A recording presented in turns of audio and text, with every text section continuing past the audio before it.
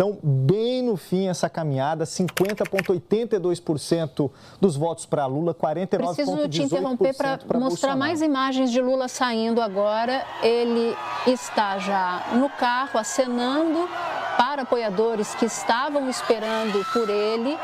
A imagem diz e traduz um clima de vitória. Acaba uma notícia urgente. Lula é eleito presidente do Brasil. Agora é o resultado oficial do Tribunal Superior Eleitoral. Está eleito Luiz Inácio Lula da Silva. Portanto, ele não é mais ex-presidente da República. Ele agora é presidente eleito do Brasil. Com uma trajetória totalmente inacreditável, né? A volta por cima. A volta por cima.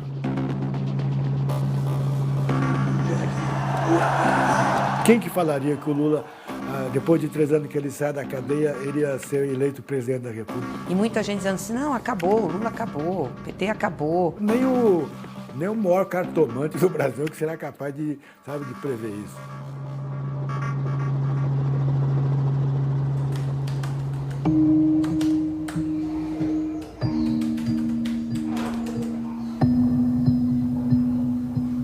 No dia 1º de janeiro de 2023, Lula sobe a rampa do Palácio do Planalto pela 3ª vez. E assim como em 2002, a trajetória dele até a presidência seguiu um roteiro bem comum. Agora ela ocorre depois de uma prisão. Lula foi preso por determinação do então juiz Sérgio Moro na Operação Lava Jato, no dia 7 de abril de 2018, acusado de corrupção passiva e lavagem de dinheiro. Um ex-presidente da República na cadeia foi algo inédito. Eu não solicitei.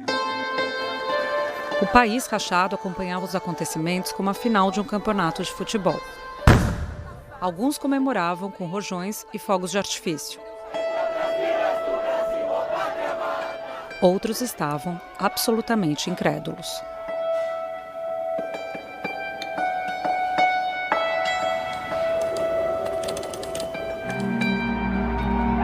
Como jornalista, cobri os governos Lula I e Lula II.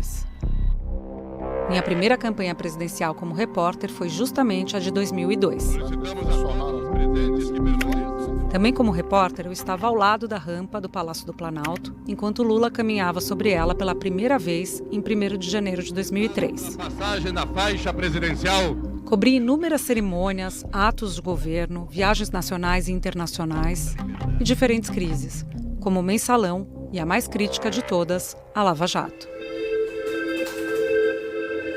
Essas memórias surgiam na minha cabeça após Lula ser declarado presidente eleito pela 3ª vez. Memórias ainda muito presentes, principalmente as do dia da prisão. Naquela época, eu ainda não fazia parte do time da Globo News. Mas me lembro das mensagens disparadas para diferentes fontes para tentar entender o que acontecia. Fiquei mais de 10 horas ao vivo até Lula se entregar. E logo a dúvida: Lula político sobreviveria ao cárcere? Tá saindo, presidente. Essa resposta só veio a partir do dia 8 de novembro de 2019, quando ele foi solto após o Supremo entender que a Constituição só permitia a prisão depois do processo correr todas as instâncias da Justiça. Então eu conversei há pouco com um advogado dele. Já na Globo News, acompanhei e analisei ao vivo o primeiro discurso dele no sindicato, na manhã seguinte à saída da prisão. Eu ouvia Lula falar e pensava que, de fato, a figura política havia sobrevivido. Mas depois de quase um ano de governo Bolsonaro, a divisão da sociedade era ainda maior. O Brasil que ele encontrava aqui fora não era mais o mesmo. E Lula também não era mais o mesmo. A rotina, as visitas, as articulações políticas nesses 580 dias transformaram o 39º presidente do Brasil. Lula não sobe a rampa sozinho. Leva com ele as testemunhas que acompanharam de perto o que nós não pudemos ver.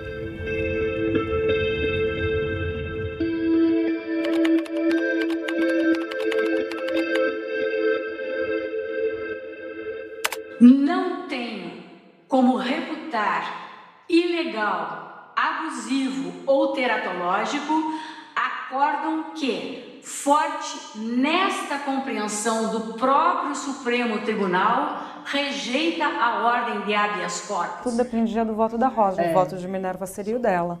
Ninguém realmente sabia, na realidade, onde acabaria o voto, né? Como acabaria o voto. E foi um voto longo e apreensivo, todos apreensivos. Também eu pedi no vênia ao ministro Marco Aurélio, ao ministro Lewandowski, acompanho o ministro relator e proclamo o resultado. A gente foi assistir no sindicato.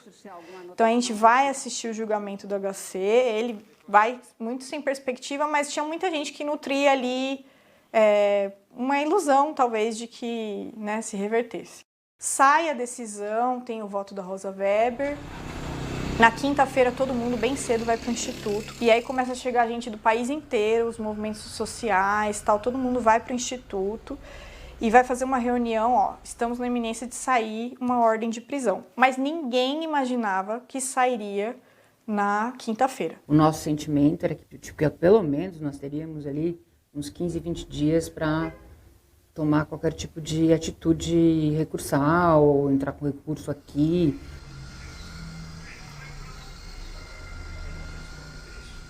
Era um dia comum, um dia agitado, a presidenta Dilma estava aqui, o Pimentel estava aqui, o Lindbergh estava aqui. Eu acho que eles estavam discutindo a questão de Minas, que era próximo da eleição, já era 2018, então começaram a discutir as questões do estado de Minas. Eu estava lá, estava o Cristiano Zanin, a Valesca, Paulo Camoto. Nós tínhamos participado de uma reunião no dia anterior e também naquele dia, inclusive sobre essa situação do processo do presidente Lula. E a maioria das avaliações é que não aconteceria uma prisão. Eu estava com ele na hora e eu me lembro que o doutor Zanin e a doutora Valesca tinham acabado de sair. Ele desceu, falou, liga para o Moisés. Eu liguei, passei o telefone e enquanto ele falava eu vi a Valesca e o Zanin voltando. E eu pensei, nossa, aconteceu alguma coisa. A cara deles, né? Estavam com o celular assim, ó. E acho que era uma matéria, uma capa de algum desses portais, falando da notícia. Eu olhei e falei, nossa senhora. Disse a ele, presidente, infelizmente foi expedido o mandado de prisão contra o senhor.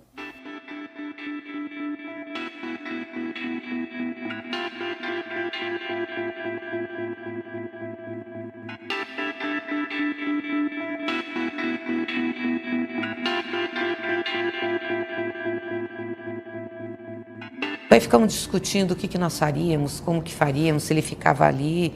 Dissemos que não devia ficar, porque mesmo sendo céticos em relação à prisão, a gente tinha preparado a ida dele para o Sindicato dos Metalúrgicos, se acontecesse alguma coisa, para ele não ficar sozinho, para a gente avaliar. Aí começou uma muvuca, em questão de meia hora, estava cheio de gente já no Instituto, e o presidente falou, nós vamos para o sindicato. E aí eu entrei no meu carro, muita gente, muito jornalista, tinha muitas pessoas lá. O ex-presidente Luiz Inácio Lula da Silva deixou o Instituto Lula, que fica aqui no Ipiranga, na zona sul de São Paulo, há menos de 3 minutos. Eram 2 carros pretos com película escura em todos os vidros. Ele estava no primeiro carro. Entrei no carro junto com ele, fui com ele até o sindicato. E para sair ali do Instituto Lula foi muito difícil.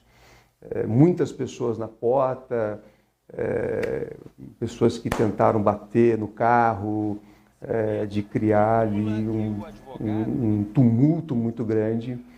Então, a saída do Instituto Lula foi muito difícil, assim como todo o percurso até o sindicato. Tem muito trânsito em São Paulo neste momento, vocês veem aí que os carros inclusive estão parados, justamente porque é um horário em que há bastante congestionamento e a gente segue daqui de cima vendo esses 2 carros e olha, o tempo todo tem alguém da imprensa, fotógrafos, tentando registrar o ex-presidente Lula neste carro preto. Tinha saído do sindicato, tinha ido aqui na minha casa, que é próximo ao sindicato, e o rádio ligado. Aí, na hora que eu escutando o rádio, veio a notícia. E aí eu parei o carro e fiquei pensando o que fazer. Em seguida, quando eu estava com o carro parado, eu recebo um telefonema do Moraes, que é o que cuida da segurança do presidente, dizendo que ele viria para cá. O ex-presidente Lula chegou aqui por volta das 7h10 da noite. A ex-presidente Dilma Rousseff chegou um pouco depois, por volta das 7h45. E nesse momento a gente apurou quem também está agora no sindicato. Ele entrou no sindicato por uma porta lateral que temos aqui. Aí ficamos no subsolo esperando. E quando ele chegou, nós demos um abraço e falamos, vamos conversar o que fazer. E ele veio para cá, para essa sala. Nesse momento, vocês veem aí uma grande quantidade de pessoas em frente ao Sindicato dos Metalúrgicos. São justamente integrantes de movimentos sociais de esquerda e também o pessoal do MTST, que convocou uma passeata aqui em direção ao Sindicato dos Metalúrgicos. E eu me lembro que teve um momento que falou de ele para a casa dele, aqui em São Bernardo. E nós dissemos, não, você não pode ir para sua casa. Se você for para sua casa, a polícia vai... Aí tomou a decisão de que ele ficaria aqui. Quantas pessoas ficaram aqui dentro? Você tem uma ideia? Muita gente, Júlia. Os andares aqui do sindicato, você via à noite as pessoas dormindo aqui no saguão do sindicato, nos andares do sindicato, nas ruas, na garagem, nas calçadas. A primeira noite era o impacto, né? Era o impacto da notícia. Tinha 24 horas para se entregar, até 17 horas da sexta-feira. Então começou a se discutir como seria, o que faria, entregaria, não entregaria.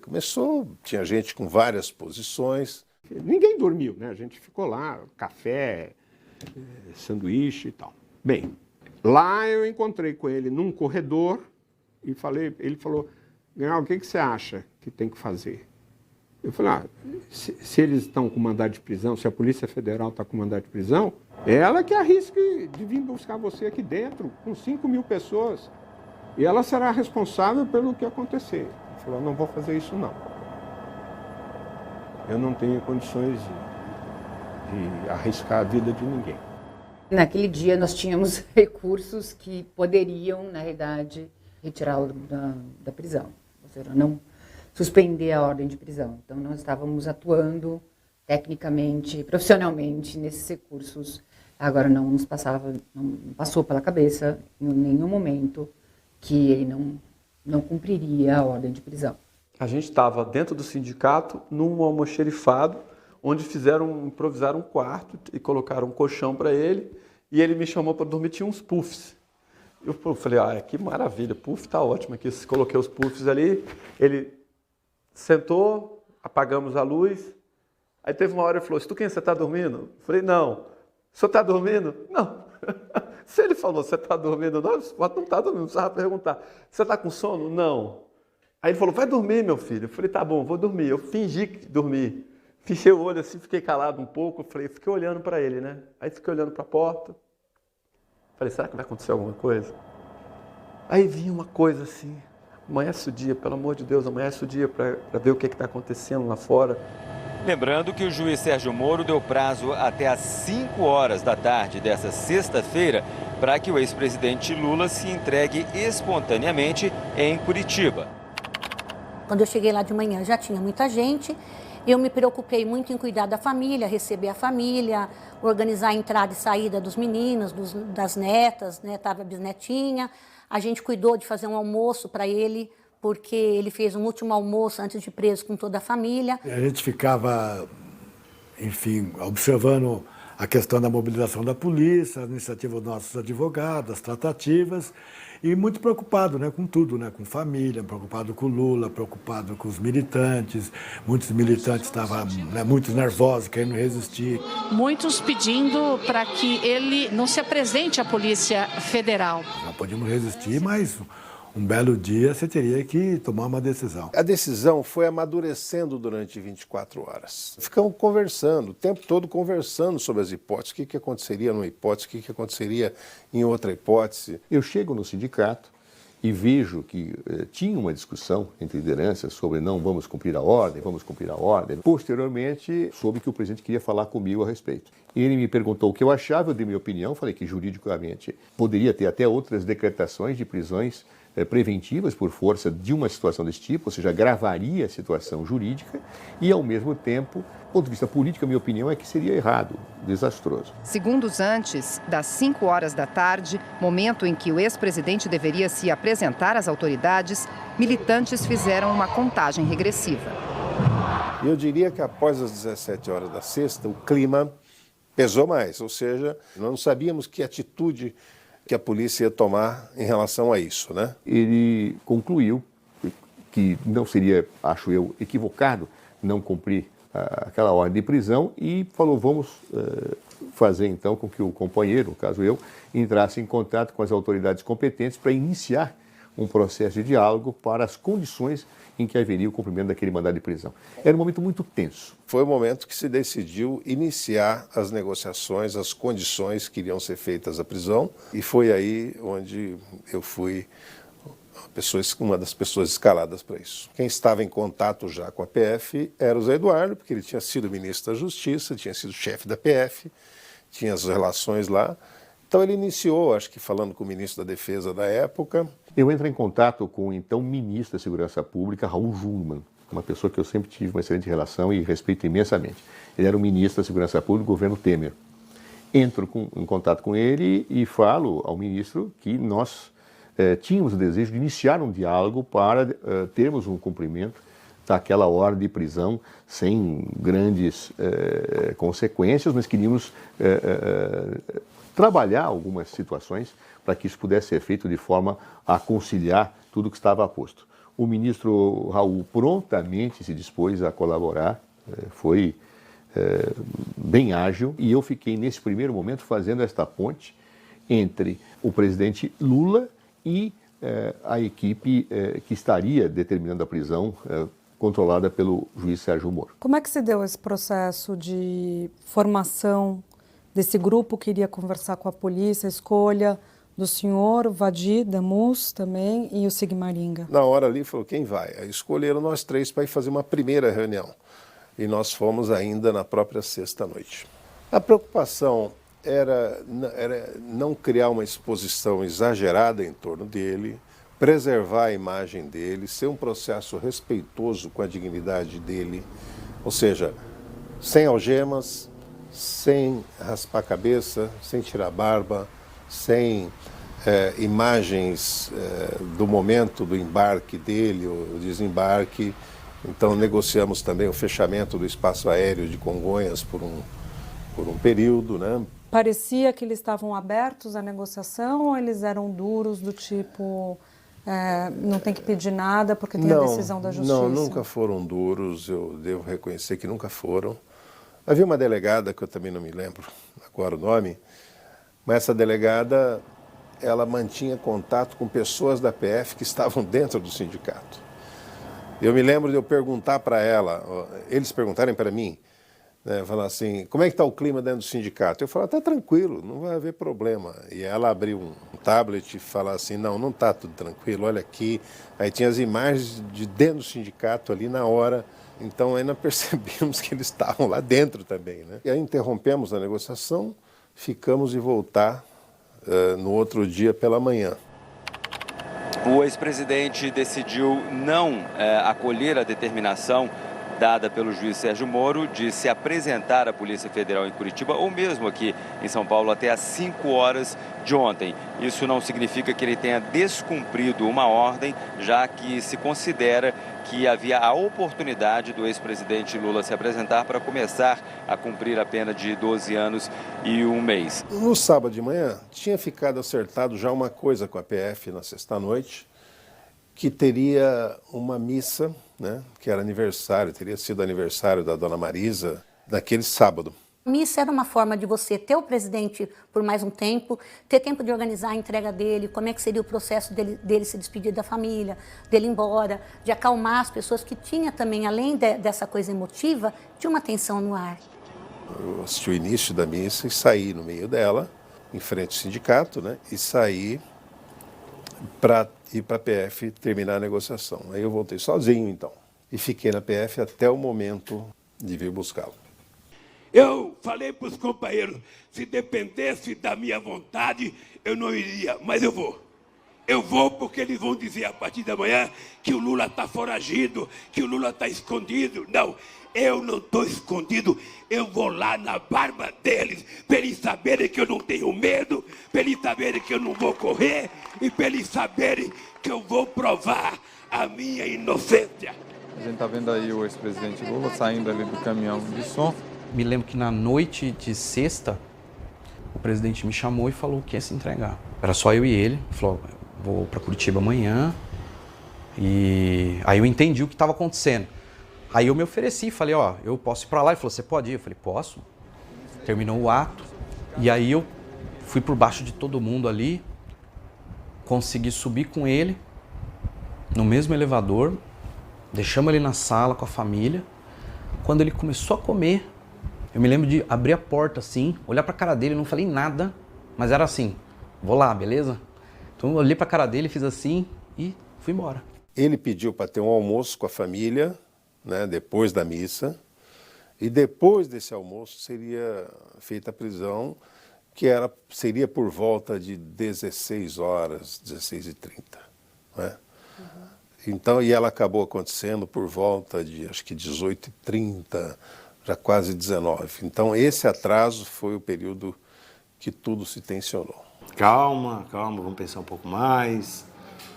Já sabemos. Então, vamos sair aqui pelo térreo. Tem um portão lá também, que é só ele atravessar a rua. Poucos metros. Então, a gente desce pela escada de incêndio, pega aí o pessoal das fábricas, faz um corredor e a gente leva ele até lá. Vamos. Não, melhor colocar ele no carro então, põe um carro ali. Beleza. Na hora que entra no carro, o povo arranca o portão, joga o portão no chão. Vocês devem ter, inclusive, acho que essa imagem. Meu Deus, volta. Aí ele pede para que eu fosse lá fora falar com o público. Digo, eu? Ele disse, não, você é presidente do PT, do meu partido, então você tem que ir falar. É difícil, mas eu também entendi, né, naquele momento a questão que estava colocada e o que ele estava pensando. E ali o que a gente tinha que fazer era apoiar ele, apoiar a decisão dele, dar sustentação, mostrar que ele estava fortalecido ali conosco e que a gente estava para o que daí viesse. Polícia Federal deu a nós meia hora para nós resolvermos. Se não resolvermos essa situação, é Lula responsabilizado. Às 6:20, o ex-presidente saiu a pé da sede do sindicato. Até que não tinha mais jeito. Gente, vamos fazer um cercar de gente nossa aqui. Estava ao lado dele, na frente dele, porque eu falei, se eu fico atrás, eu fico para trás. Então você tem que vir com ele ali, olhando para onde ele está indo. Quando ele passa numa porta, eu falei, quase que eu não passo, quase que fica. Eu estava com duas máquinas, uma máquina bate assim, eu falei, bom, se a máquina ficar, fica. Eu estou com uma aqui, já me garanto. E aí você esquece um pouco a emoção e você tem que trabalhar. Por quê? Porque aí, em algum momento, isso vai ser contado, nesse caso, nesse seu documentário. Eu estou aqui falando para você que eu nunca falei sobre esse dia. Imagina, ele sai do sindicato, atravessa aquela rua pequena, cheia de gente, daqui a pouco a porta se fecha e aí a Polícia Federal assume ele. Sabe, assim, você olha aquela cena assim, você fala assim, meu Deus do céu, está acontecendo, sabe? Conseguimos chegar no local que ele iria se entregar. E tinha uma viatura lá já esperando ele. Aí estava lá o delegado da Polícia Federal, que abriu a porta do carro. Ele entrou na viatura, os delegados entraram junto e foi. O ex-presidente Luiz Inácio Lula da Silva está tecnicamente preso. Ele já está sob a responsabilidade da Polícia Federal no momento em que ele entrou no carro da PF. Eu acabei me desencontrando do presidente Lula e nós fomos nos encontrar já na sede da Polícia Federal de São Paulo. Aí fomos à sala em que foi feito o exame no presidente Lula, o exame corporal, e dali nós saímos já para pegar o helicóptero até o aeroporto de Congonhas. Nós fomos ali até o heliponto da Polícia Federal, entramos no helicóptero, voamos até o aeroporto de Congonhas, e aí desembarcamos já na pista e quando fomos informados que havia ali a aeronave que faria o voo até Curitiba. O primeiro a sair parece ser o advogado do ex-presidente Lula.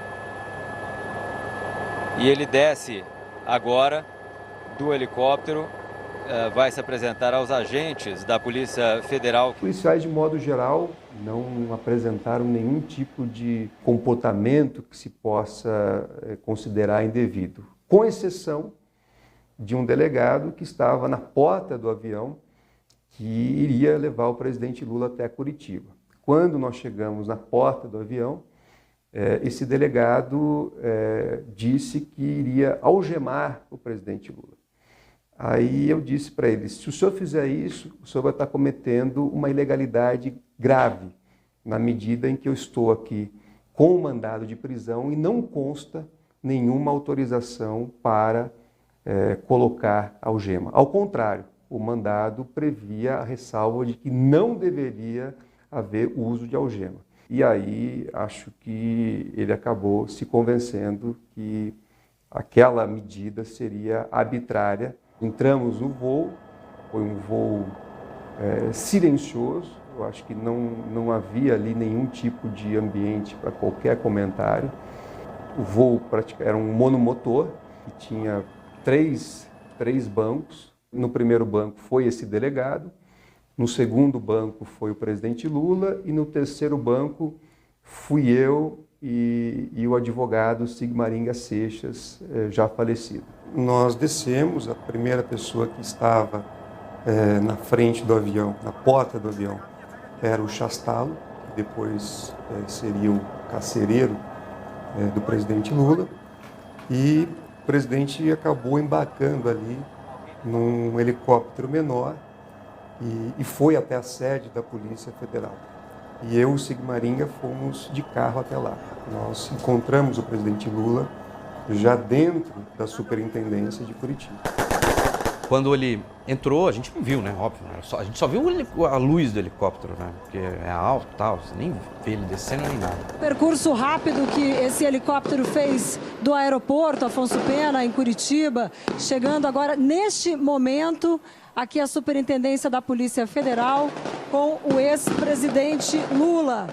O ex-presidente chegou por volta das 10 horas aqui a Curitiba, de avião, pegou esse helicóptero e nesse momento você vê aí ao vivo a chegada ao heliponto aqui na Polícia Federal. Demorou um tempo, eu não lembro quanto, mas questão, sei lá, de 1 hora, já estava todo mundo mais calmo, todo mundo na quarteirão de baixo.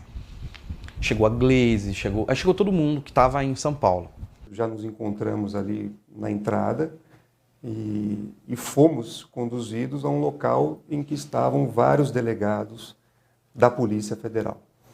E nesse momento nós tivemos ali uma espécie de reunião em que eles detalharam onde o presidente Lula ficaria e basicamente qual seria a rotina dele naquele período. Ele foi tratado nesse momento como presidente? Qual que era o vocativo que os delegados tinham em relação a ele?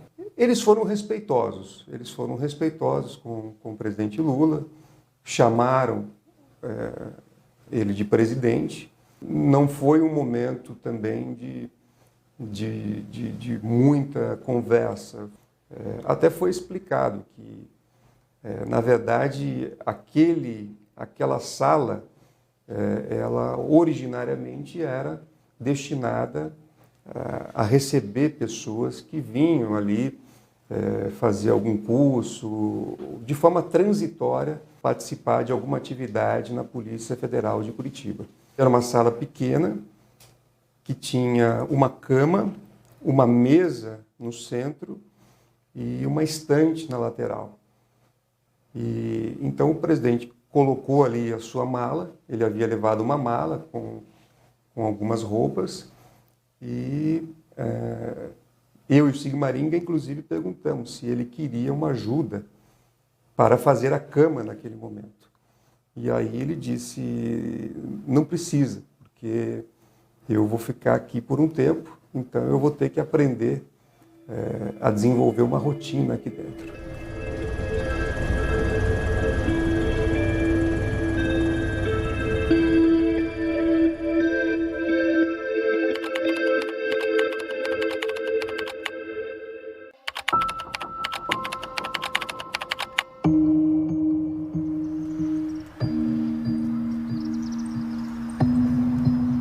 Lula passou sua primeira noite numa cela adaptada de menos de 20 metros quadrados, no 4º andar da Superintendência da PF, em Curitiba. O dia seguinte era um domingo e ele não poderia receber visitas. Nós, jornalistas, apurávamos com os policiais como havia sido a noite. Qual seria a sua rotina a partir de então? Você, para todo mundo que nos acompanha. Havia o dever jornalístico de informar, mas também uma curiosidade com aquela situação. O café da manhã chegou de van. Andares da Superintendência da Polícia. A Polícia Federal disse que não vai comentar o incidente. Por ser ex-presidente, não ficou na carceragem da PF, onde estavam outros presos da Lava Jato, como Antônio Palocci, homem forte do seu primeiro governo, e Léo Pinheiro, ex-presidente da OAS, considerado peça-chave no processo do triplex do Guarujá, justamente o caso que levou Lula à prisão. Lula estava preso numa sala com banheiro que servia de apoio aos policiais que passavam por Curitiba. Era um dormitório para agentes da... Naquele momento, alguns ainda achavam que a prisão duraria no máximo alguns dias e que em breve ele estaria em campanha pelo país. Não foi assim.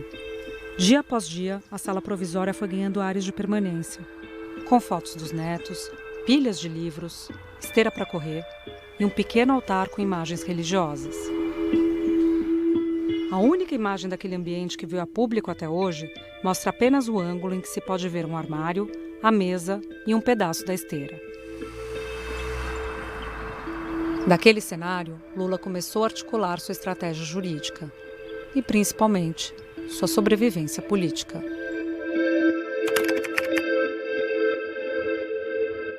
A gente estava esperando o doutor Zanin chegar, então ficou aquela coisa de sem saber o que fazer, né? Isso domingo de manhã? Isso domingo de manhã. Todo mundo toma um café da manhã, faz uma reunião e vai para a Polícia Federal. Quando a gente chega lá, já tá cheio de gente. Já tem barraca. As pessoas foram chegando de madrugada e foram montando. E aí montaram barraca mesmo na rua. Ficou uma coisa caótica. O pessoal do bairro ficou horrorizado com a situação. E a gente lá. Peguei o avião, fui a Curitiba. E fui lá na Polícia Federal. Carteirinha de advogado, vim visitar. Ele falou, senta aí. Eu falei, sentei. Quer tomar um café? Tinha uma garrafa térmica. Eu falei, quero. Eu tomei.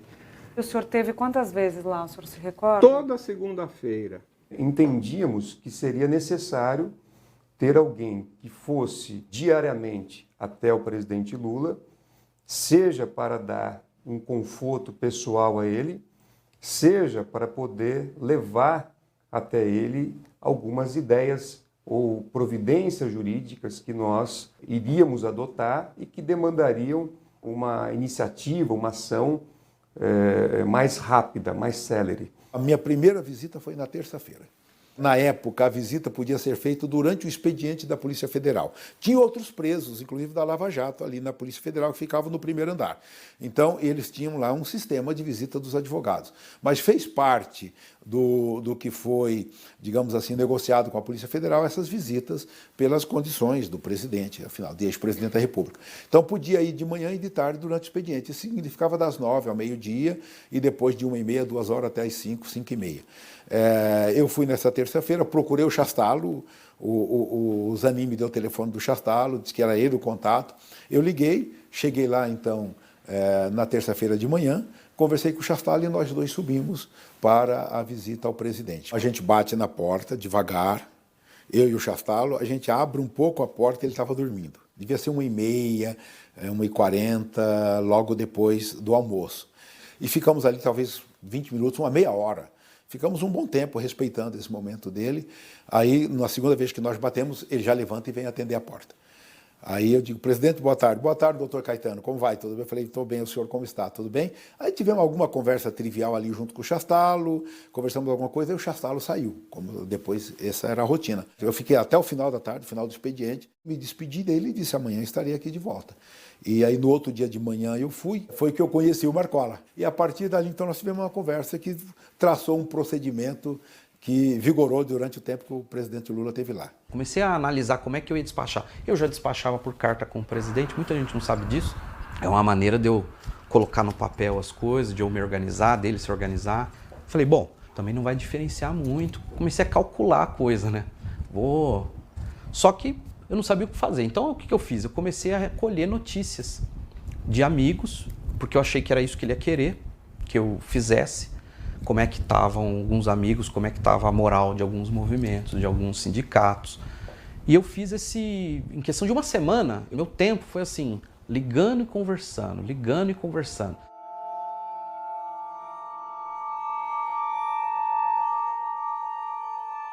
Teve uma negociação para ter um rol de advogados que pudessem entrar para visitar o presidente. Aí eu fui colocada na petição para entrar. A senhora lembra do primeiro encontro com ele já preso? Ah, lembro, foi emocionante, né? Você chegar lá naquela salinha, era uma salinha assim, quadradinha, tinha a caminha.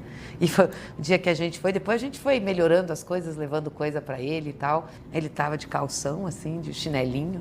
Que morrendo de dó. Bateram na porta, né? Me falaram que batiam na porta e falaram, presidente, visita. O presidente veio para cá, a Polícia Federal estava preparada para que ele ficasse 8, 10 dias também.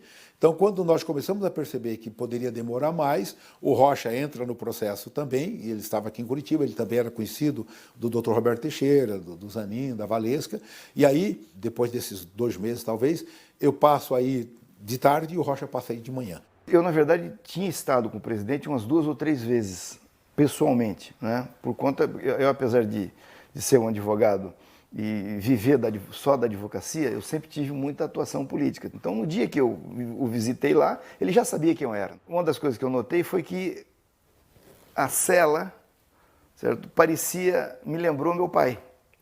Porque meu pai, durante muito tempo, ele morou sozinho aqui em Curitiba. E você ia na casa dele e tudo estava exatamente no mesmo lugar. Tudo organizado, você não tinha nada fora do lugar. Se alguém mexesse em alguma coisa, ele ia perguntar, escuta, quem que tirou aquele copo dali, né? E o Lula é a mesma coisa. Eu entrei na sala dele, a primeira coisa que me veio foi isso.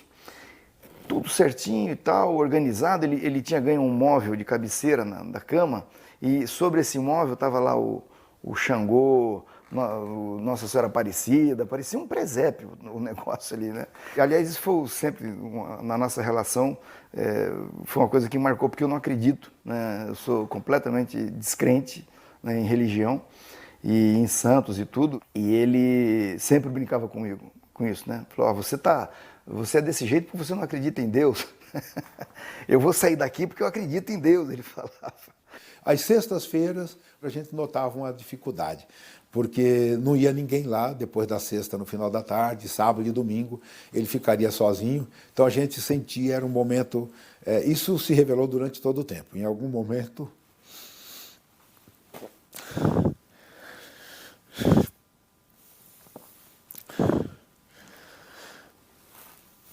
Em alguns momentos a gente percebia que o final de semana não seria assim tão tranquilo para ele naqueles momentos, naqueles primeiros dias, mas depois, sempre às sextas-feiras, ele tem uma característica que ele gosta de desafiar.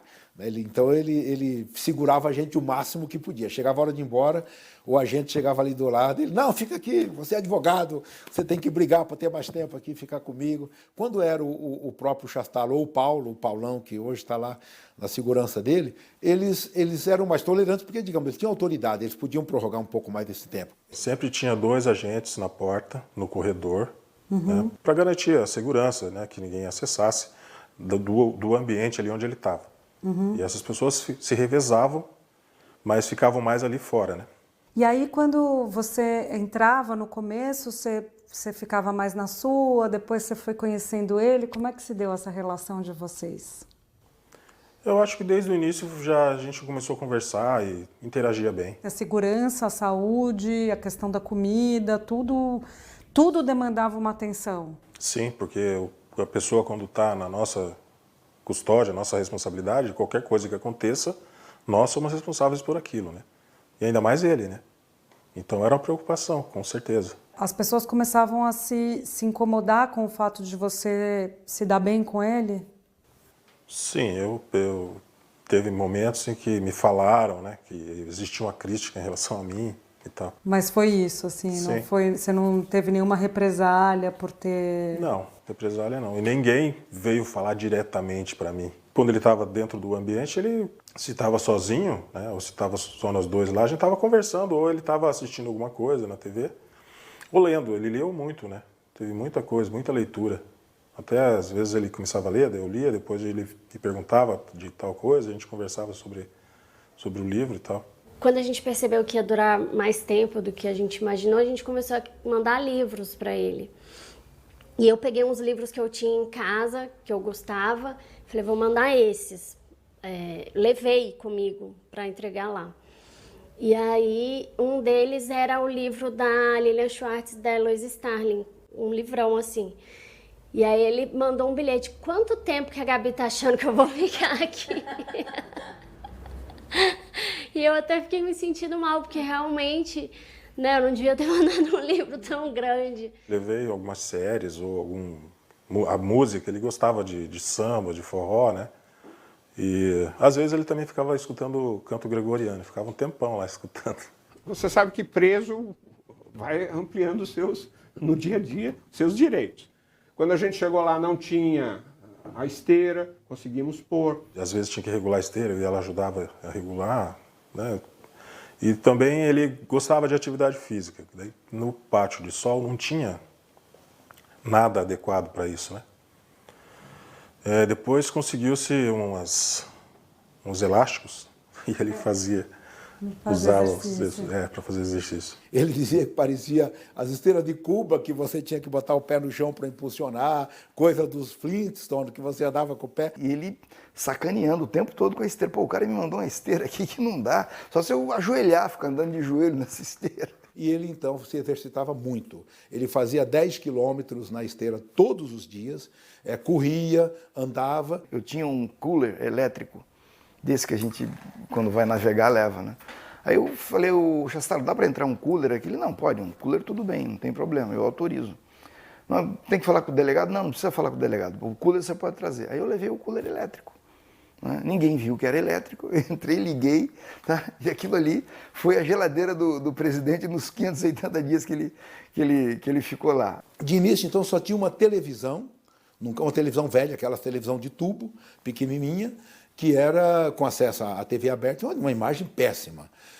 Com o tempo, nós mudamos, o Rocha providenciou uma televisão, foi autorizado, tudo tinha que ser autorizado pela juíza, foi autorizado uma TV pequena, mas uma TV que ele queria que pudesse assistir coisa por pendrive.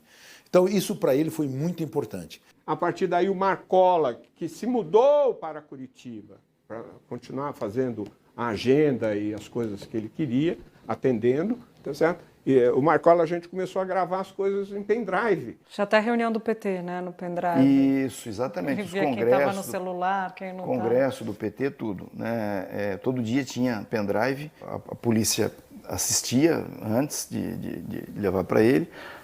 Eles examinavam tudo. Nós entrávamos no primeiro andar e ali nós éramos revistados. Tudo era revistado, tudo era checado, e depois nós subimos. Olha, Júlia, muitas vezes eu cheguei lá e ele me perguntava coisas que eu não sabia. Você viu o que aconteceu não sei aonde? Eu falei, o que aconteceu não sei aonde? Não sabia. Aí, fulano de tal, você sabe se fulano de tal foi bem na operação? Que operação? Ele nem sabia que a pessoa estava doente, entendeu? Ele tinha algumas informações a mais do que preso, a mais do que eu aqui solto. Era impressionante.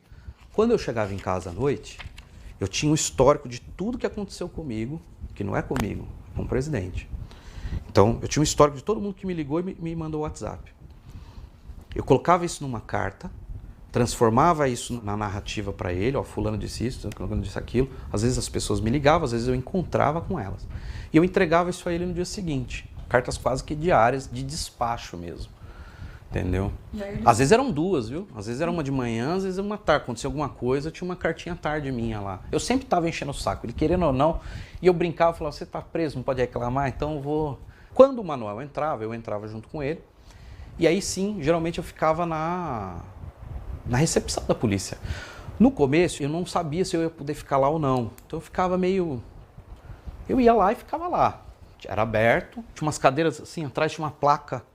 Vocês devem ter visto já a placa, que é o prédio que ele fez. Tinha o nome dele, eu sentava ali na recepção. No começo, as meninas da recepção não falaram nada, deixaram. Elas foram percebendo que eu estava inofensivo ali, né? Então eu ficava ali, às vezes levava meu computadorzinho, meu bloquinho. Meu gabinete era a recepção da Polícia Federal.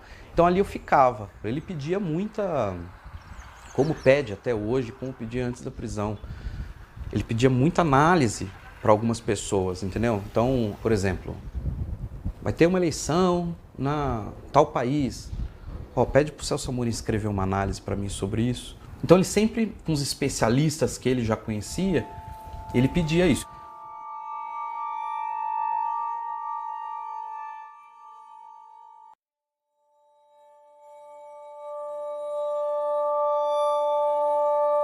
Já tinha estado outras vezes ali na porta, tinha participado de outros atos em Curitiba, já tinha visitado a vigília, isso tudo já tinha feito, mas visita a ele foi uns 2 ou 3 meses depois, e aquilo de entrar ali naquela sala e ver o Lula era uma coisa absolutamente chocante, né? Porque o Lula, a figura do Lula não cabia naquela cela, era uma cela.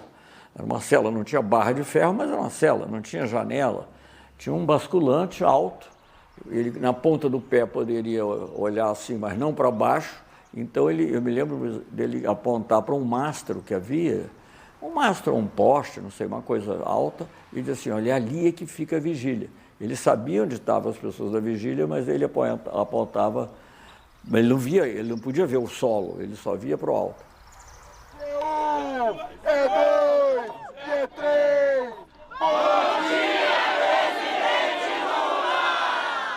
A gente começou todo esse processo de resistência na Praça Olga Benário, dando 13 bom dias todos os dias, 9 horas da manhã para o presidente, 5 boa tardes às 2 horas e 13 boa noite às 19 horas. O acampamento ele começa nesse processo, era um acampamento nas ruas de Santa Cândida, do bairro Santa Cândida, mas dentro desse processo começa um processo de criminalização, inclusive com um interdito proibitório. E aí, alguns meses depois, devido a essa multa do interdito proibitório, a coordenação da vigília resolve alugar um espaço.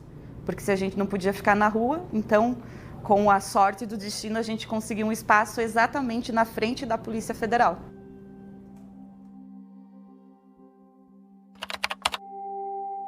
Numa sexta-feira, à noite, eram as 11h30, estávamos eu, Rocha e mais alguns amigos jantando num restaurante aqui de Curitiba. E eu me distraí, eu sempre deixo o meu celular no silencioso. E aí, de uma hora, eu peguei o celular e vi que tinha lá, sei lá, 10 ligações do Marcola, ligação do Capitão Moraes, ligação do Stucker, ligação do pessoal do Lula. Meu Deus, o que aconteceu? Aí eu peguei o celular e liguei em seguida para o Marcola. Ele falou, o senhor está? Eu falei, estou em tal lugar, nós vamos falar com o senhor agora.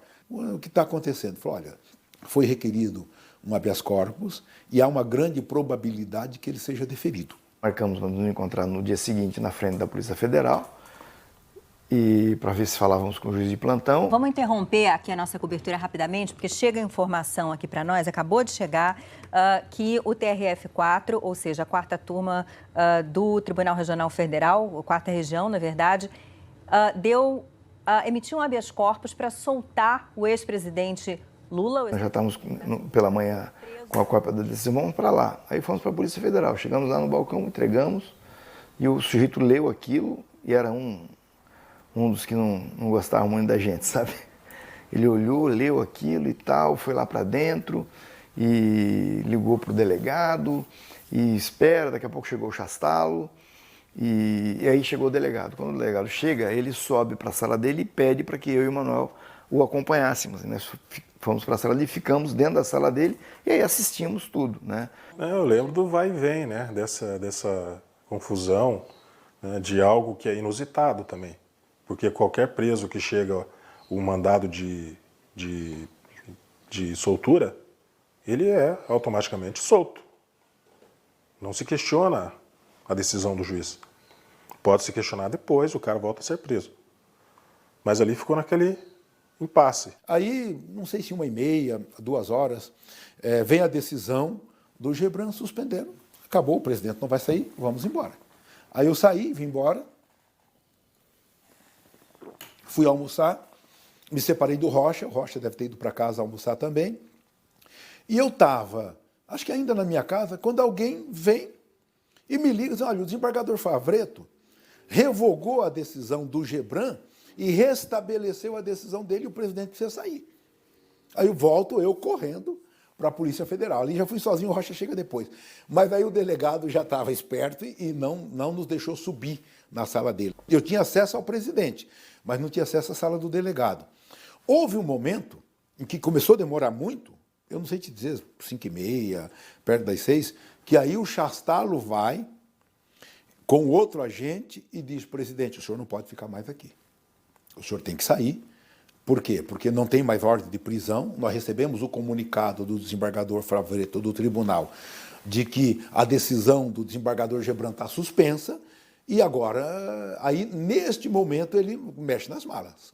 Ele arruma, porque ele não podia ficar. O presidente do Tribunal Regional Federal da 4ª Região, o desembargador Thomson Flores, se manifestou no processo determinando que seja mantida a decisão do desembargador João Pedro Gebran Neto, que é o relator dos processos da Lava Jato em Porto Alegre, ou seja, mantendo a prisão, então, do ex-presidente Lula, porque, na opinião dele também, como nós lemos aqui, este não é um caso para ser julgado em regime de plantão. Então, naquele domingo, nós tivemos a decisão que deu liberdade ao presidente, a decisão do desembargador Gebran, que suspendeu a do Favretto, a decisão do desembargador Favretto, que revogou a decisão do desembargador Gebran, e a do presidente do tribunal, Thomson Flores, que suspendeu a decisão do Favretto, a segunda decisão dele. E aí acabou aquele domingo, foi um domingo agitadíssimo, imagina a militância ali fora, o pessoal da vigília, todos nós, foi um domingo assim de fortes emoções. Eu me lembro que quando eu chego na segunda-feira, o Lula falou assim, você viu que ontem... Ele nunca acreditou muito que aquela decisão fosse dar alguma coisa. Falou, não vou nem arrumar mala para quê? Sair daqui, voltar do aeroporto para cá? Não... Então, ele nunca acreditou nisso. O registro acaba de ser feito, do ex-presidente Lula pelo Partido dos Trabalhadores, com a presença do seu candidato a vice, Fernando Haddad, que hoje é construído como plano B pelo PT. A partir de amanhã tem início oficial as campanhas eleitorais e aquele prazo também de 5 dias para a impugnação de candidatura, que é quando partidos políticos, o próprio Ministério Público, pode fazer questionamento de registros de candidaturas. A assessoria jurídica se dividiu. Tinha gente que dizia que era possível o Lula, mesmo preso, ser candidato, que isso já tinha acontecido diversas vezes no Brasil para outros cargos executivos e que isso podia acontecer. Eu consultei algumas pessoas aqui em São Paulo e as pessoas falaram, Greenhalgh, isso aí não vai dar certo, tá certo? Mas acabamos ficando com este entendimento. Vamos registrar a candidatura, vamos ser das quantas e tal, e vamos tentar chegar nos 3 dias. Porque 3 dias de programa de televisão, tá certo? Seria muito importante.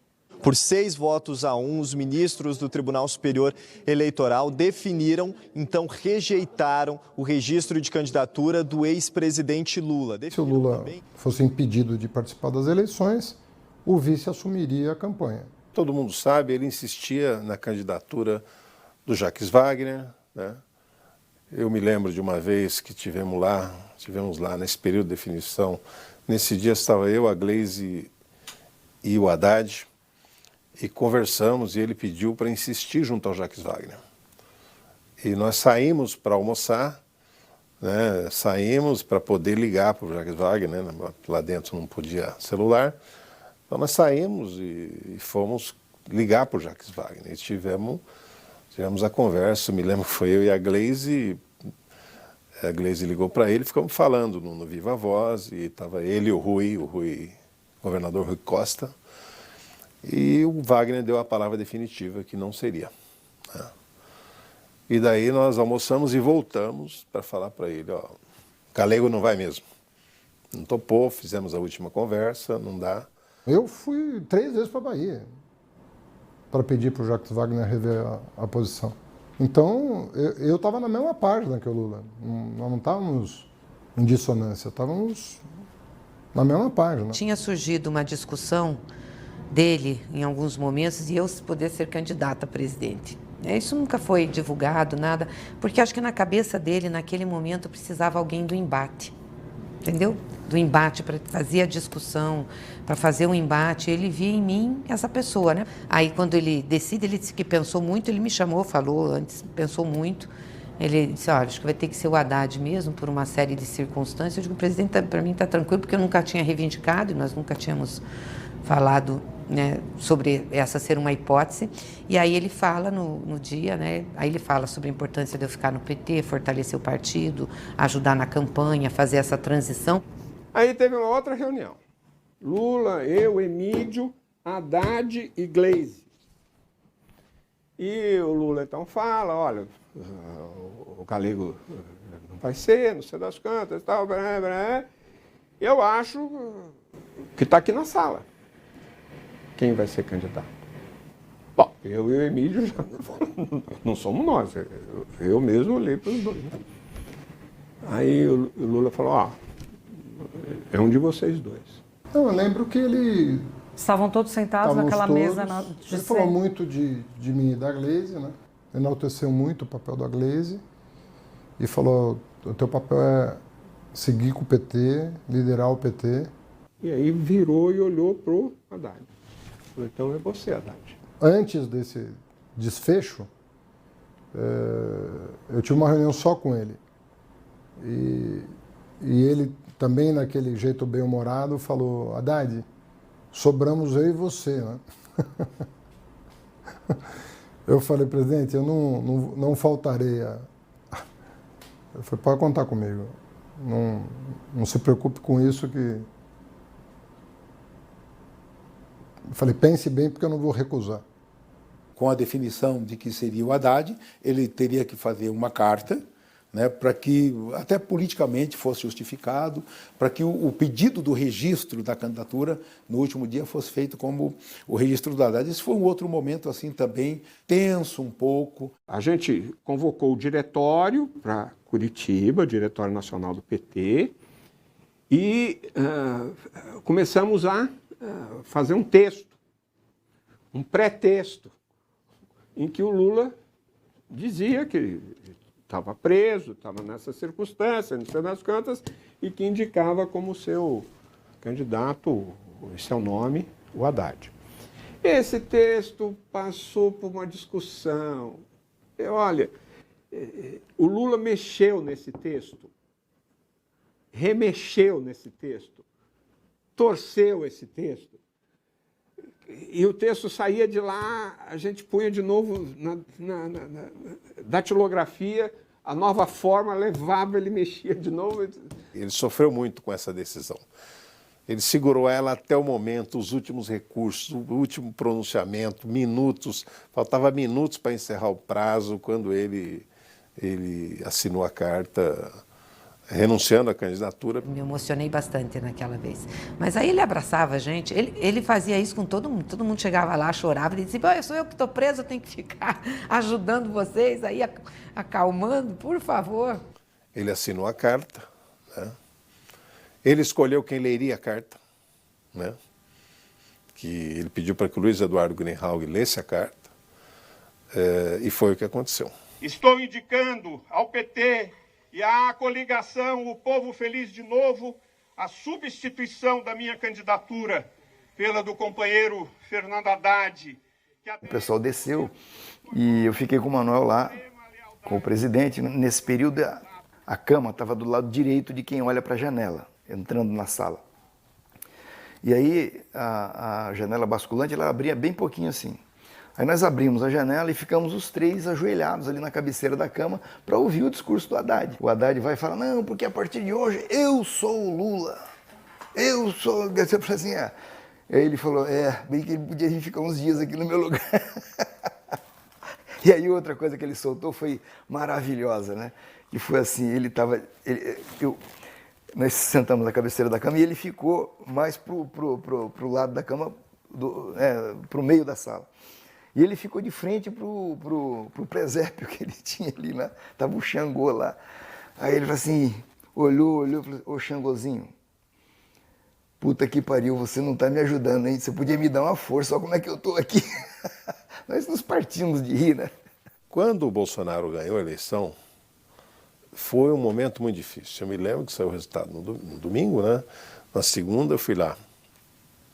Ele realmente estava... Mas ele se recompõe muito rápido das coisas, se levanta, vamos em frente, vamos em frente, vamos em frente. Te confesso que eu Não tenho muita memória desse período imediatamente depois. Eu esperei esfriar um pouco para voltar lá, até para não passar para ele, né, um sentimento muito ruim, né, sobre o que viria pela frente. Olha, os dias mais difíceis para ele, que eu percebi, foi a morte do irmão e principalmente a morte do neto dele. Esse dia ele ficou bem abatido, muito triste. O ex-presidente Lula já está a caminho de São Bernardo do Campo, em São Paulo, para participar do velório do neto dele de 7 anos. Arthur Lula da Silva morreu ontem, vítima de meningite. A morte do Arthur foi o seguinte, né? O Arthur, ele é filho de uma sobrinha minha, né? Me liga para mim que o menino está passando mal, que o menino foi no hospital. E eu estou vindo com o carro, vou até o Hospital Bartilha, onde ele estava internado, e a gente descobre a gravidade do negócio, certo? E não tinha nem como transportar o menino, nenhuma equipe médica queria assumir essa responsabilidade. E o hospital deslocou até gente especialista para ajudar e foi muito grave. Cheguei lá, o menino morreu. Né? Como é que pode você ficar sabendo de uma notícia às 8 horas, 7 horas da manhã, o menino está morto depois de 4, 5 horas? E como é que vai avisar o avô que o menino morreu? Foi um choque assim forte. A gente... De imediato eu pensei na família, pensei no Arthur, pensei no presidente também. Naquela sexta-feira eu não tinha expediente na Polícia Federal. Como ia ter o carnaval, era a explicação que eles davam, eles iam dedetizar o prédio. O presidente Lula já disse isso brincando. Sempre que tinha um feriadão, eles emendavam com a dedetização do prédio. Então não podia entrar ninguém. Estava uma manhã um pouco chuvosa aqui em Curitiba, eu sentei ali e de imediato liguei para o Chastalo. Chastalo, eu preciso entrar no prédio. Quando eu liguei, o Chastalo já estava sabendo.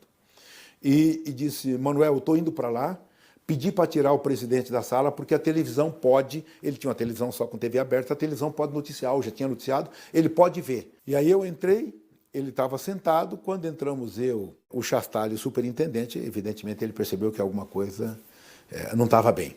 Fala, Caetano, pode falar. Olha, lamentavelmente o Arthur adoeceu, uma doença grave, e ele não resistiu e faleceu. Assim, meio... dizendo, aí ele, na hora assim, eu já estava chorando, todo mundo ali também, vendo aquela dificuldade terrível, ele se emocionou muito. Disse, mas como assim, o que houve? Imagina, o menino estava bom, não tinha nada. Sem dúvida nenhuma, foram os momentos mais difíceis, né, que nós enfrentamos ali para ele. Houve toda aquela pedido de autorização para que ele pudesse, e aí sim, nessa vez a Justiça permitiu que ele fosse lá no velório, houve toda uma negociação de aeronave, como vai, eu iria junto, depois acabei ficando aqui naquele sábado. Depois de pouco mais de 1 hora, chegou ao aeroporto de Congonhas, na zona sul da capital paulista, e foi num helicóptero da Polícia Militar até São Bernardo do Campo. Pousou no pátio de uma montadora de carros, seguiu num comboio da Polícia Federal até o cemitério Jardim da Colina. E aí ele pôde ir num velório, mas sob aquelas circunstâncias, né?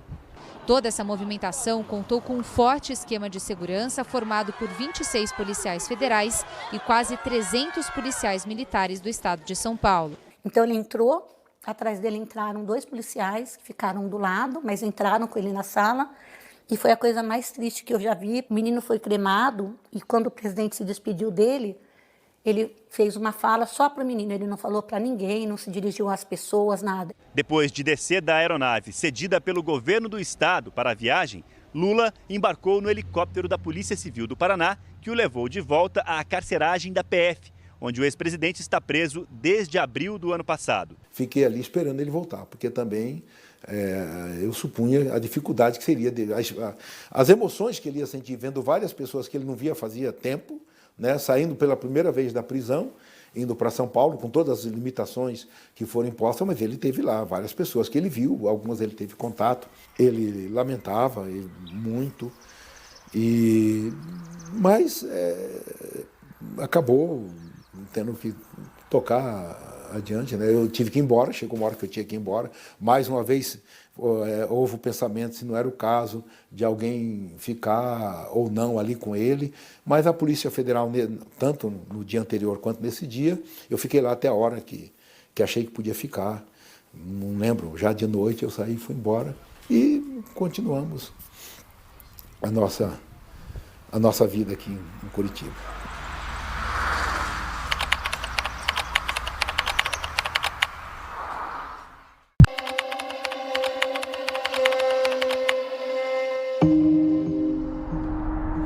Foram 2 meses em busca dos principais personagens desta história. Muitos deles bem conhecidos. Outros não, pessoas de quem nunca tinha ouvido falar. Nesse período de apuração, tivemos alguns nãos. O principal deles foi o de Lula. Numa das gravações, chegamos a encontrá-lo no instituto que leva o seu nome. Procurei sua assessoria diferentes vezes até que recebi a resposta. Neste momento, ele não quer falar sobre o passado.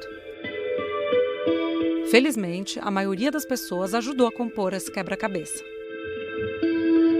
Entre elas, uma peça central. Primeiro dia que eu fui lá, ele me disse que tinha alguém que ia se encarregar de cuidar da roupa dele. E eu saí então com a roupa, entreguei para o pessoal da equipe que estava ali. No outro dia a roupa vinha limpa. Isso durou talvez uma semana. Até que ele me disse, olha, Caetano, eu tenho uma namorada, contou mais ou menos a história, que hoje é pública, de mais ou menos como as coisas aconteceram. Ela está aqui porque também havia aquela expectativa de que ele ficaria pouco tempo na Polícia Federal. Então, talvez não fosse necessário revelar, saber da existência dela. Quando eu fui para Curitiba como advogado do Lula, o Marcola me falou que a Janja queria falar comigo. Eu, então, encontrei-me com ela no hotel onde eu estava hospedado e a ansiedade dela era quanto tempo o Lula ia ficar preso. Eu disse a ela que o mais rápido possível, eu não tinha prazo para dar. Eu nunca achei que aquelas paredes separaram ele, nem de mim e nem da vigília, nem das pessoas que estavam lá por ele. Aquelas paredes aproximaram. Todos os dias eu ia para a vigília às 8 horas da manhã, um pouquinho antes, dava o bom dia, ia para o escritório, trabalhava e à noite voltava para dar o boa noite. E ele ouvia, né? Ele sempre ouviu. Tudo que aconteceu na vigília, ele ouvia, tudo. Todas as vezes que eu cantei desafinado lá, ele ouviu. Teve uma vez que eu e a Neude, que foi uma das coordenadoras da vigília, a gente pegou meu carro, era um domingo chuvoso, e aí até foi a música que foi do nosso casamento. Eu parei o carro, obviamente, do lado de fora e coloquei a Ave Maria que o Jorge Aragão toca, que ele gosta muito, que foi a música que eu entrei no casamento. E botei bem alto para ele ouvir aquele domingo. Foi muito bom. E aí, no outro dia, ele me contou por carta que ele ouvia, né? Nossas principais conversas eram por carta. E aí você lia só a carta dele à noite, quando você chegava em casa? Não, você já saía? Eu já saía lendo. No meio da rua, sentava no banco, lia, às vezes chorava no banco, às vezes dava risada sozinha, sentada no banco em frente ao escritório da Itaipu, lá em Curitiba. Aí voltava a trabalhar. Sempre eu recebia na hora do almoço, dias de semana, né? Recebia a carta na hora do almoço. E aí já levavam uma carta minha. Com o tempo ele comentava com as pessoas que iam lá visitar, estou apaixonado, estou pensando quando eu sair daqui, talvez eu vá me casar. E até que naquele dia o ministro Bresser Pereira saiu e contou o que todo mundo esperava que um dia fosse ser dito.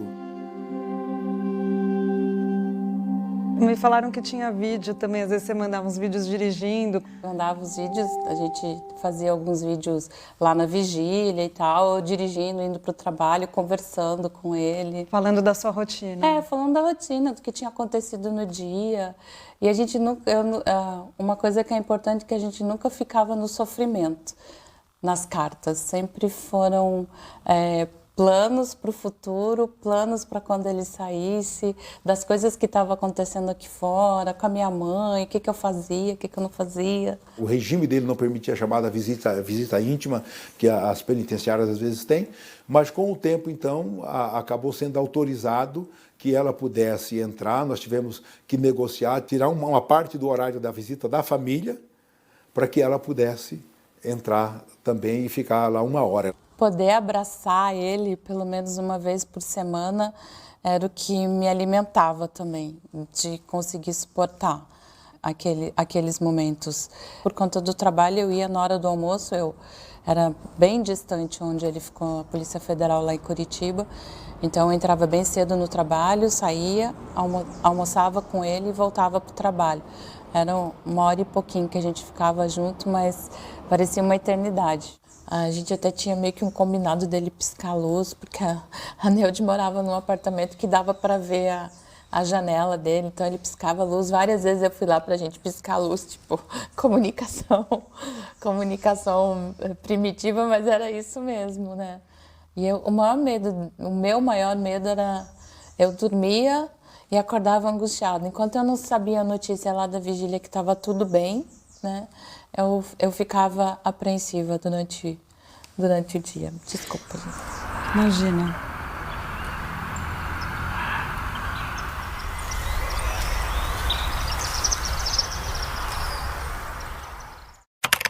Num domingo, no dia 9 de junho de 2019, final de um domingo, eu estava no escritório da minha casa, estava ali, né, preparando as minhas atividades para o dia seguinte, quando surge ali na internet a notícia de que o site Intercept Brasil havia publicado alguns diálogos envolvendo procuradores da República da Lava Jato.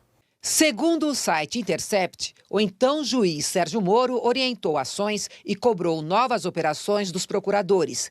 Em um dos diálogos, Moro pergunta a Dallagnol, segundo o site: não é muito tempo sem operação? O chefe da Força Tarefa concorda. É sim. Eu acho que nós tínhamos elementos suficientes para que as nossas teses jurídicas fossem acolhidas pelo Supremo Tribunal Federal. Depois de 1 ano e 4 meses preso em Curitiba, o ex-presidente Lula vai cumprir pena em São Paulo, seu estado de origem. A Justiça do Paraná autorizou a transferência, atendendo ao pedido da Superintendência da Polícia Federal do Estado do Paraná. Algumas horas depois, um juiz de São Paulo decretou a transferência dele para o presídio de Tremembé. Num primeiro momento havia a ideia de que a melhor forma de impugnar, de questionar essa decisão, seria através de um recurso a ser apresentado ao Tribunal de Justiça do Estado de São Paulo. Mas, melhor refletindo, eu cheguei à conclusão que a forma mais rápida e eficiente seria através de uma reclamação a ser proposta no Supremo Tribunal Federal. Antes da sessão, Toffoli recebeu um grupo de deputados que pediu que Lula não fosse transferido. Toffoli apontou Fachin como relator e o pedido da defesa foi ao julgamento. Fachin rejeitou o pedido de liberdade a Lula, mas atendeu o pedido de suspender a transferência do ex-presidente. Considerando os fatos... Chegou um determinado momento onde todos nós, quase, que estávamos em Curitiba, não era corrente de pensamento da Valesca e do Zanin, que era a defesa técnica deles, mas todos nós que estávamos em Curitiba e que enxergávamos mais o sofrimento dele ali, apesar dele não ser um cara depressivo, tal, mas a gente via a situação que ele estava, né? Então chegou um momento onde a gente achou que seria mais viável se ele fizesse política daqui de fora. Então se ele aceitasse, por exemplo, um acordo e ficasse aqui, ou conseguisse uma redução de pena. Queriam tirá-lo a qualquer custo, né? Ainda que isso pudesse significar, eventualmente, a colocação de uma tornozeleira eletrônica ou de uma prisão domiciliar. Valesca e eu tínhamos apresentado ao presidente diversas hipóteses, inclusive a possibilidade de pedirmos uma pena alternativa que não fosse a prisão. Mas o presidente Lula jamais aceitou essa hipótese. Chegou-se no momento em que alguns habeas corpus começaram, inclusive, a ser impetrados por terceiros que não nós que estávamos constituídos para defender, fazer a defesa técnica do presidente Lula. Eu me lembro que numa visita que eu fiz ao presidente Lula, eu disse isso a ele. Eu disse, presidente, nós não estamos mais aguentando os ataques que estamos sofrendo, porque as pessoas acham que esta opção é nossa, dos seus advogados. E aí ele pegou um bloco que estava na mesa e escreveu uma carta E nessa carta constava aquela frase que ficou bastante conhecida, que é: eu não troco a minha dignidade pela minha liberdade. E aí ele me pediu que lesse essa carta ali na porta da Polícia Federal. Ao povo brasileiro, não troco minha dignidade pela minha liberdade. E o Supremo Tribunal Federal começou nesta quinta-feira a julgar as 3 ações que questionam a constitucionalidade da prisão após a condenação em segunda instância. Os ministros já discutiram esse tema outras vezes nos últimos anos, mas sempre em julgamentos de casos específicos ou na análise liminar da questão, quer dizer, o mérito não foi apreciado. Era uma ação que, na verdade, valia para toda e qualquer pessoa naquela situação. Ou seja, a pessoa que havia sido julgada e condenada na segunda instância e que começava a cumprir antecipadamente uma pena. Então, com essa compreensão de que a situação era incompatível com a nossa Constituição e que havia necessidade de termos um instrumento mais célere e também que pudesse discutir em tese o direito, nós buscamos conversar com alguns colegas advogados, alguns dirigentes sindicais, para que uma nova ação fosse proposta. Na abertura da sessão do Supremo, o presidente da Corte disse que a decisão a ser tomada não se refere a nenhuma pessoa em particular. Como a gente bem imaginava, já sabia até, a votação ficou só para a semana que vem. É grande a expectativa de hoje pela retomada no julgamento no Supremo Tribunal Federal sobre a prisão após a condenação em segunda instância. Agora a expectativa do empate, né? 5 ministros de um lado, 5 do outro, voto final de Minerva do presidente do STF. Interpretaram erradamente vamos reabrir uma discussão. Vamos proclamar, ministro Lewandowski, vamos proclamar o resultado. Pois não. Por maioria de 6 votos. E nos limites dos respectivos votos proferidos, foi julgada procedente a ação. Você acompanhou a transmissão do julgamento no Supremo Tribunal Federal. Por 6 votos a 5, os ministros decidiram que o réu só pode ser preso depois do chamado transitado em julgado. Ou seja, não está mais permitida a prisão depois da condenação em segunda instância. Eu estava acompanhando no escritório o julgamento até que vi ali o desfecho, o voto decisivo do ministro Toffoli. Já naquele momento, nós, assim que encerrado o julgamento, nós passamos a preparar o pedido para que a decisão tomada pelo plenário do Supremo fosse imediatamente cumprida em relação ao presidente Lula. Então, fizemos esse requerimento para que a decisão fosse aplicada e, consequentemente, fosse expedido o alvará de soltura. E eu embarquei no primeiro voo para Curitiba no dia seguinte. Eu cheguei a Curitiba muito cedo, fui à cela do presidente Lula e disse a ele que eu estava ali já com o requerimento nas mãos para poder apresentar e tirá-lo dali o quanto antes. Primeiro vimos quem era o juiz que ia oficiar para despachar no alvará. Recebemos a informação de qual juiz era. E aí o Manuel Caetano, o Zanin e eu acho que a Valesca foram até a Polícia Federal falar com o juiz. O Manuel foi porque ele conhecia o juiz e eu fiquei. O doutor Zanin falou, olha, fizemos o requerimento, gostaríamos de vir conversar com o senhor para saber do despacho e tal. Eu me lembro que ele falou, mais ou menos algo assim, eu tenho outra opção? Eu tenho algo a fazer a não ser deferir o pedido que o senhor fez? Quando ele disse isso, assim, automaticamente eu notei que nós demos uma relaxada, né? Porque estava todo mundo lá na Polícia Federal esperando para saber o que ia acontecer.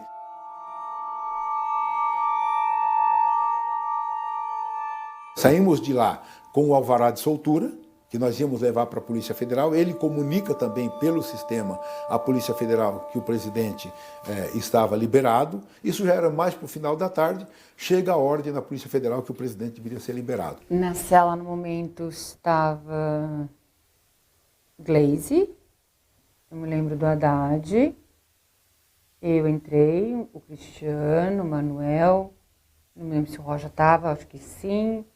Até falei para o presidente, presidente, você take a mental picture. Daqui é a última vez que você vai ver esse lugar. Você lembra da resposta dele para você? Olha, eu acho que ele nem respondeu, acho que levantou. Levantou, já começou a arrumar as coisas. Aliás, ele desistiu de arrumar as coisas, falou assim, então vamos. Nós ficamos ali dentro, ajudando ele a arrumar as coisas, pegar o presépio, colocar numa caixinha para levar. Com o Santos eu coloquei no envelope que eu saí com ele na mão. E aí pegando as coisas mais, né, deixar para pegar, o resto pega no outro dia, não se preocupe, o Chastalo, fica aqui, a gente vai guardar. E fomos separando tudo, ele postou lá, foi tomar um banho, colocou a roupa e tal. Na Polícia Federal tivemos algumas reuniões, tinha um problema de segurança. A Polícia Federal, olha, a partir do portão, nós não nos comprometemos mais com a segurança do presidente. Houve uma reunião com a cúpula da Polícia Militar do Estado do Paraná, que queria cuidar da segurança do presidente também. Havia uma tentativa com o secretário de Segurança do Paraná, a Polícia Militar e tal, de que o presidente saísse, tomasse um helicóptero e fosse embora para São Paulo. Não ficasse aquela noite em Curitiba. E aí o próprio superintendente disse, olha, acho isso impossível, porque ele disse em todas as entrevistas que nós presenciamos aqui, que quando ele saísse daqui, ele ia na vigília agradecer o pessoal e dar um abraço naquele pessoal que está aí. Aí ele sai, quando ele sai, eles organizaram a saída dele pela escada de incêndio. Então a cela está aqui, normalmente a gente entrava por aqui, né? Então nós saímos por aqui. Cada lance de escada, de andar, tem uma porta, né? E eles colocaram 2 agentes em cada porta dessa, são 4 andares, né? Em cada porta dessa até o terraço. Com balaclava, ele desceu o primeiro andar e falou assim, ô fulano, tira isso aí, rapaz, eu sei que é você que tá aí e tal. Aí foi lá, cumprimentou, deu um abraço, né, dá um beijo, que ele gosta de beijar as pessoas, e vai, e aí pro outro andar ele, tira isso aí, rapaz, dá aqui um abraço e tal. E foi até sair lá embaixo, ele foi abraçando os agentes. Foi muito emocionante, e ele sai, sempre andando muito rápido, sai do portão principal, aí eu realmente fico assim, arrepiada, porque a emoção... Porque do lado de fora não havia certeza. Eles não sabiam o que estava acontecendo. E todo mundo da vigília ali, esperando, alguns já tinham desistido, não vai acontecer. Nesse momento, eu e o Cristiano, a gente fica para trás, a gente olha, a gente sobe, inclusive, ali naquela... Tinha uma rampinha aqui, sabe, de grama aqui na Polícia Federal, e a gente fica assistindo. Porque era um momento muito especial que a gente queria assistir de longe, sabe? Como um filme. Oi, Bate. Lula sai nesse momento da Polícia Federal. Ele vai falar com a imprensa, vai falar com a imprensa, vamos tentar falar com ele, Bate. Presidente! Presidente! Presidente!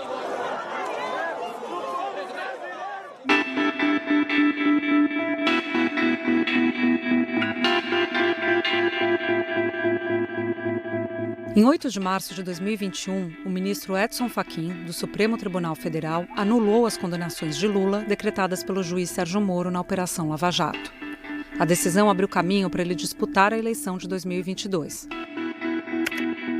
Em 23 de junho do mesmo ano, os ministros do STF decidiram, por 7 votos a 4, que o ex-juiz Sérgio Moro foi parcial no julgamento do caso do Triplex, que colocou Lula na prisão. Durante toda a campanha, inclusive na vitória, Lula insistia em dizer que o passado havia ficado para trás. Mas os dias de Curitiba estão personificados no seu 3º mandato. A então namorada será a nova primeira-dama. O assessor, que despachava da porta da Polícia Federal, o chefe de gabinete da Presidência da República. A secretária do Instituto estará na antessala do seu gabinete presidencial. O agente da Polícia Federal fará parte da sua segurança. O economista, que de dentro da cela foi alçado candidato a presidente, será o seu ministro da Fazenda. E a líder do partido, fiel executora de todas as suas decisões durante os 580 dias, nunca esteve tão poderosa. e o governo ainda nem começou. Isso me faz pensar que, por mais que Lula tente se distanciar das experiências do passado, dia após dia, elas soam com maior intensidade. Num discurso mais duro, numa escolha menos pragmática. Cada vez mais, Lula parece nos dizer: sua história passa por Curitiba.